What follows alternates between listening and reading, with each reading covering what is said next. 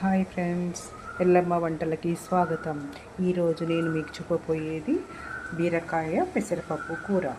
దానికి కావలసిన వస్తువులు: 1/2 kg బీరకాయ, మెంతి కూర, కొత్తిమీర, కరివేపాకు, పచ్చిమిరపకాయలు, ఉల్లిగడ్డ, పెసరపప్పు 1 కప్పు, అల్లం వెల్లుల్లిపాయ పేస్ట్, ఉప్పు, కారము, ధనియా పౌడర్, పసుపు.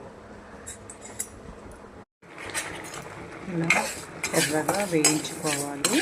వేయించుకున్న పెసరపప్పుని ఒక అరగంట పాటు నీళ్ళలో నానబెట్టుకోవాలి. ఆవాలు, జీలకర్ర వేగాక దానిలోకి ఉల్లిపాయ ముక్కలు, కరివేపాకు, పచ్చిమిరపకాయ ముక్కలు వేసి ఎర్రగా ఇలా వేపుకుంటూ ఉండాలి. దానిలోకి కొద్దిగా పసుపు, కొద్దిగా అల్లం వెల్లుల్లిపాయ పేస్ట్ వేసుకొని ఇలా ఎర్రగా వేపుకోవాలి. ఉల్లిపాయలు చక్కగా ఎర్రగా వేసాక దానిలోకి బీరకాయ ముక్కలు, కొత్తిమీర, మెంతం కూర,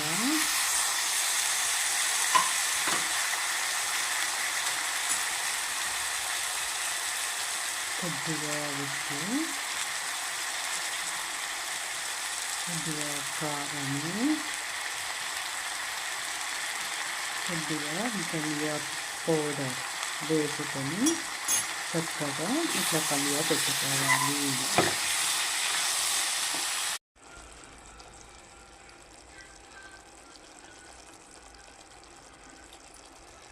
చక్కగా బీరకాయ ఇలా దగ్గరికి ఉడికాక దానిలోకి ఇంతకుముందు వేయించుకున్న పెసరపప్పుని కొద్దిగా ఉడకపెట్టుకొని ఇలా కలిపేసుకోవాలి.